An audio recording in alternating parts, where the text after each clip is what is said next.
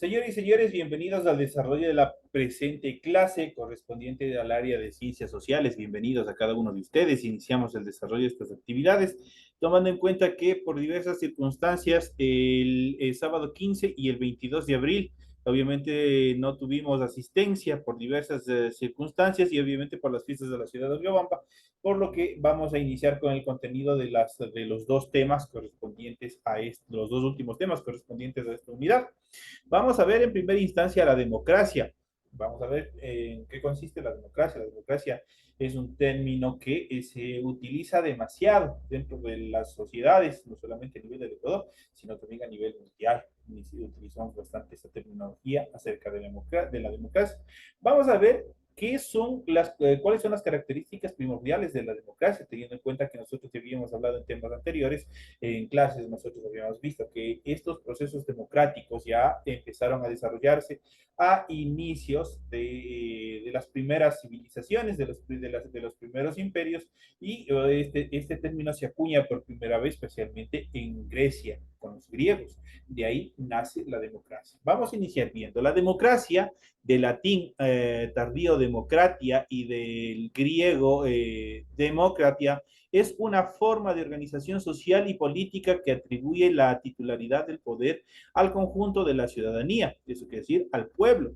En sentido estricto, la democracia es un tipo de organización del Estado en el cual las decisiones colectivas son adoptadas por el pueblo mediante mecanismos de participación directa o también de indirecta, que confieren legitimidad a sus representantes. En sentido amplio, democracia es una forma de convivencia social en la que los miembros son libres e iguales y las relaciones sociales se establecen conforme a mecanismos contractuales. Aquí tenemos tres diferentes definiciones y obviamente todos estos temas, todas estas conceptualizaciones nos llevan a un mismo punto, que la democracia no es otra cosa, fundamentalmente es la decisión que toma en conjunto todo el pueblo, todos, el pueblo en general, todos sin discriminación alguna son quienes tomamos, mediante la aplicación de diferentes mecanismos, tomamos decisiones cuando obviamente son necesarias y prioritarias para todo el pueblo o para todas las poblaciones en general,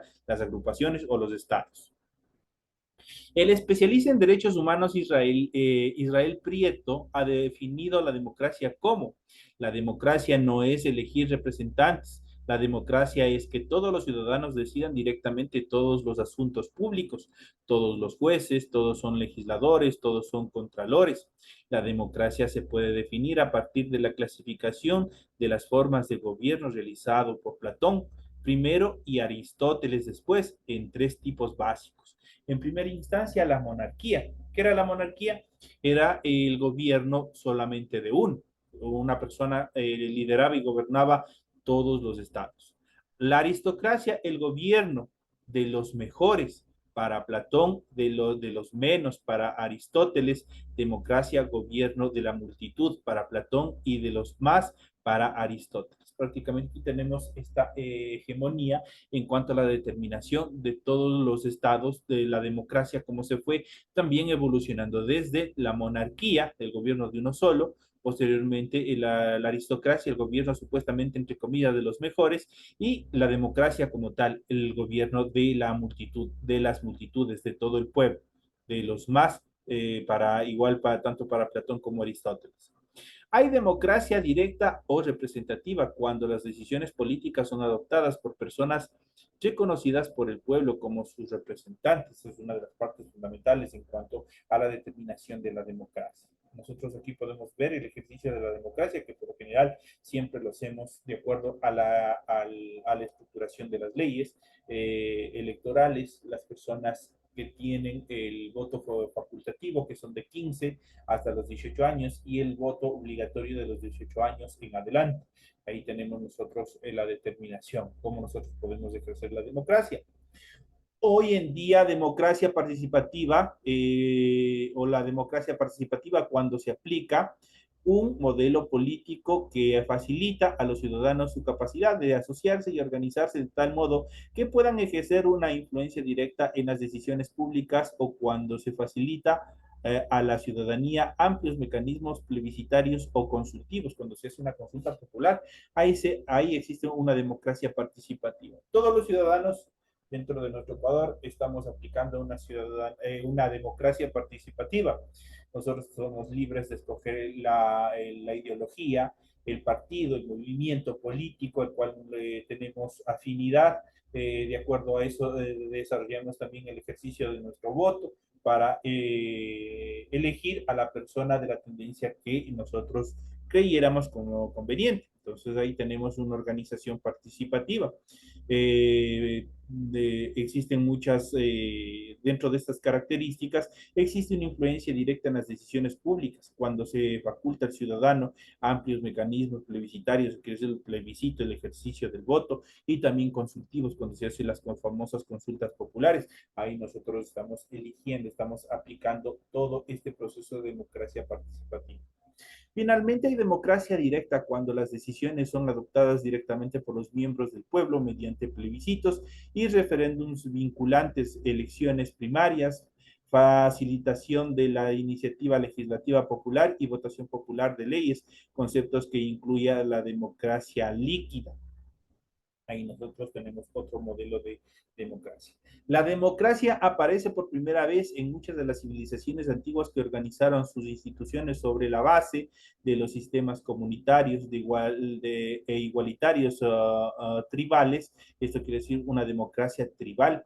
Entre los casos mejor conocidos se encuentra la relativamente breve experiencia de algunas ciudades y estados de la antigua Grecia, en especial Atenas, alrededor del año 500 a.C., las pequeñas dimensiones y la escala poblacional de la polis o ciudades griegas explican la posibilidad de que apareciera una asamblea del pueblo, una asamblea conformada por el pueblo, de la que solo podían formar parte los varones libres, excluyendo así al 75% de la población, integrada por esclavos, mujeres y extranjeros. La asamblea fue el símbolo de la democracia ateniense durante el desarrollo de esa época. Esas tres formas no son excluyentes y suelen integrarse como mecanismos complementarios en algunos sistemas políticos, aunque siempre suele haber un mayor peso de una de las tres formas en un sistema político concreto. No debe confundirse república con democracia, pues aluden a principios distintos. La república es el gobierno de la ley, mientras que la democracia significa el gobierno de la gente. En cuanto hablamos de la república, es constituida por todas las entidades del Estado, por todas las entidades estatales, mientras la aplicación coercitiva, la aplicación directa de todos los decretos, de todas las leyes que emanen de estas instituciones. Mientras que la democracia como tal significa el gobierno de la gente, el gobierno de todos, el gobierno donde todos tomamos las decisiones más adecuadas para el desarrollo de las sociedades. Ahí tenemos un poco en cuanto a la declaración misma de las estructuras en relación a los procesos de democracia que deben existir en el Estado. Ese es el primer tema correspondiente a nuestra primera unidad. Vamos a continuar con el desarrollo de la siguiente temática correspondiente a la semana del 22. Recuerden que adicional a esto, ustedes ya tienen un documento en el cual se está estructurando las preguntas en base al material que ustedes tienen, al módulo que ustedes tienen para el desarrollo de las actividades. Vamos a hablar en este capítulo del neoliberalismo en América Latina. ¿Qué es el neoliberalismo? Vamos a ver qué es lo que induce este modo de pensar, esta tendencia eh, participativa o esta tendencia ideológica dentro de los pueblos. Vamos a ver la crisis de la deuda en primera instancia, porque a partir de todos los procesos monetarios es que nace, de todas las dificultades monetarias que han tenido los estados, es lo que nace el neoliberalismo. Y este neoliberalismo obviamente no nace aquí en América, nace en Europa, pero obviamente se aplica a través de una serie de procesos en los cuales la mayoría de los estados latinoamericanos obviamente tuvieron dificultades en lo que se refiere a la deuda externa. Vamos a ver qué es lo que pasa, cuáles son las características de todos estos eventos. Las economías latinoamericanas, en especial con la crisis energética de los años 70 y los malos manejos de las dictaduras, fueron cada vez más dependientes de préstamos de los gobiernos y de la banca comercial internacional. La deuda externa creció y los países debieron dedicar cada vez mayores recursos a su pago, hasta que no podían cumplir ni con los intereses. Peor aún con el capital. En 1982 estalló una crisis en México que se declaró en imposibilidad de pago en relación a su deuda externa. La situación alarmó a los gobiernos de Estados Unidos y Europa y a los banqueros acreedores, todos ellos asentados y pertenecientes a la derecha, pertenecientes al capitalismo. Tomaron medidas para enfrentar la situación y lograron controlarla, pero otros países llegaron a situaciones parecidas y creció también en los nuestros la conciencia de que esa deuda es injusta, que obviamente no se debía pagar, porque obviamente ellos, el Fondo Monetario Internacional, los Estados Unidos, Europa, los bancos europeos, ajustaron a sus intereses, a su forma a su interés privado, fue quienes ajustaron todos los procesos monetarios y eso obviamente prácticamente quebró a la economía de los países latinoamericanos que en un determinado momento adquirieron deudas, adquirieron préstamos con estas instituciones. En ese sentido, se sostenía que se había contraído con actos ilícitos, que no se la había utilizado para el desarrollo de los pueblos y que con los altos intereses cobrados ya estaba pagado. Creció en Latinoamérica la tendencia del no pago a la deuda externa y los gobiernos realizaron interminables renegociaciones que en muchos casos solo lograron que su monto aumentara. Al fin la deuda se siguió pagando, pero los acreedores internacionales debieron aceptar dilataciones y en unos pocos casos reducciones en relación a este proceso de deuda externa. Y ahí nace todo este proceso del neoliberalismo que vamos a ver a continuación.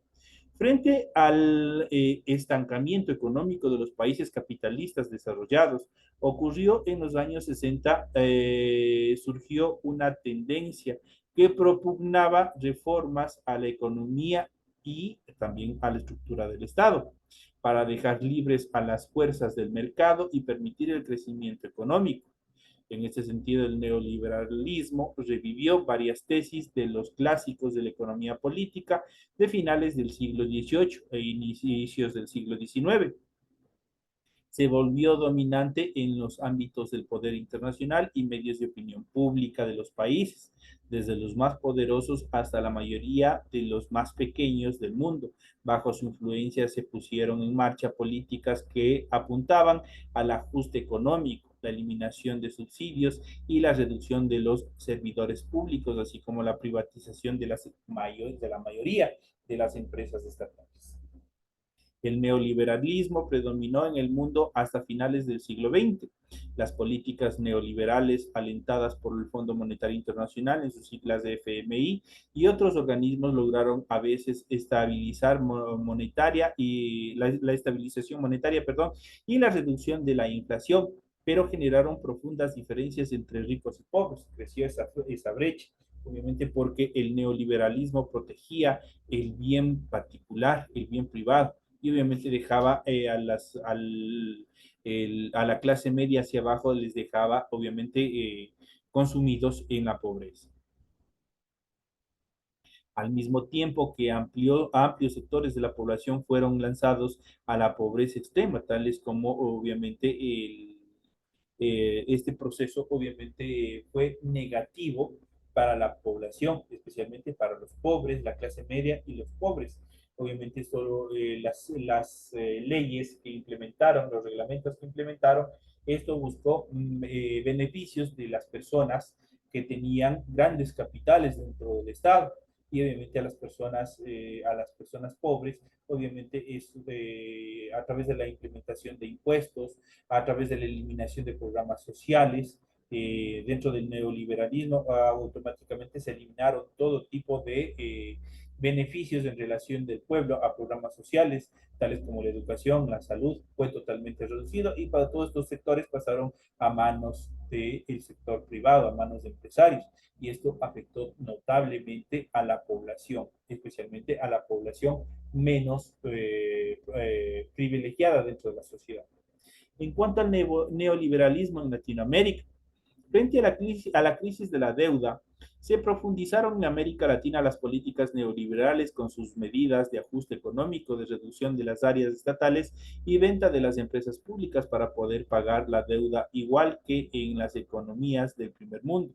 Los neoliberales propugnaron que los países latinoamericanos modernizaron sus economías, que cortaran sus gastos aún a costa de la inversión en servicios como educación, salud, transporte, que redujeron el número de servidores públicos, privatizaran las empresas estatales y varias actividades que antes estaban en espacios públicos para que se transformaran en negocios particulares y obviamente rentables. Prácticamente el neoliberalismo lo que buscó es la privatización al 100% del sector estatal y obviamente el crecimiento de determinados nuevos ricos obviamente ustedes ven los niveles de corrupción aquí en el neoliberalismo, pues aquí se incrementó, se sentó más todos los procesos de corrupción, especialmente en las ventas de las empresas del sector estatal, en las cuales pasaban a manos del sector privado. Las dictaduras militares y los gobiernos civiles latinoamericanos asumieron las propuestas neoliberales y emprendieron grandes procesos de privatización que enfrentaron una fuerte resistencia popular, pero lograron al fin imponerse con el apoyo de los Estados Unidos, del Fondo Monetario Internacional y de la Banca Mundial. Justamente lo que suscitó hace un año atrás o varios años atrás la última huelga, el último paro, el levantamiento indígena que se desarrolló, el cual buscó obviamente estabilizar o reducir la subida, el costo de los combustibles. ¿Quiénes obligaban a que esto suceda? Justamente el Fondo Monetario Internacional. Presiona al gobierno para que se siga incrementando, se siga subiendo el costo del combustible y eso afecta a la mayoría de la población en general. En cuanto a la reacción popular, la aplicación del neoliberalismo en América Latina impactó negativamente en la economía de la población, obviamente. Suben todas las cosas, se privatiza y obviamente el acceso a todos los servicios como salud, educación, se vuelve imposible para las personas pobres. Los despidos de los empleados públicos, las quiebras y privatizaciones de las empresas estatales, la reducción de los negocios privados, la caída de los precios de artículos de exportación y el aumento de los precios de los combustibles y el transporte provocaron desempleo masivo como en los países del primer mundo, los sectores organizados de trabajadores y también los grandes grupos de subempleados y desempleados juntos a las clases medias empobrecidas realizaron acciones de movilización social y protestas que sacudieron a los países latinoamericanos justamente para buscar este equilibrio, que se elimine, que se erradique todas estas actividades, todas estas leyes neoliberales que se fueron planteando en cada uno de los estados latinoamericanos. Y obviamente que acentuaba, puntualizaba el crecimiento desmedido de la clase media y obviamente la brecha que existía entre las personas que más tienen y también las personas que menos tienen. Eso fue no, prácticamente este proceso afectó al 100% a la clase trabajadora. Esos son los temas que nosotros se les ha podido explicar en relación a las actividades, la aplicación, las características del neoliberalismo en América Latina, cómo se fueron desarrollando y de dónde nace, especialmente de la crisis de la deuda externa y de la falta de, de una correcta aplicación de programas y planes sociales económicos, los cuales conllevaron a la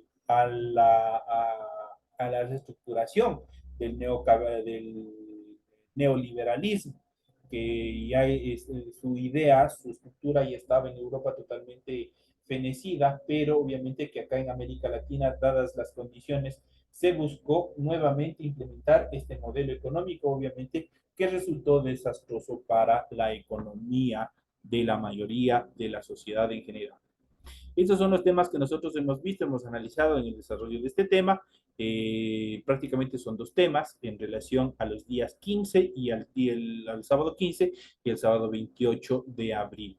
Ustedes tienen, igual se les va a pasar el documento donde se encuentra en un grupo de preguntas, las cuales ustedes tienen que dar contestación en base a los temas que se les ha dado en esta clase. Señores y señores, de esta manera llegamos a la parte final y ya estaremos viéndonos en la siguiente hora de inglés.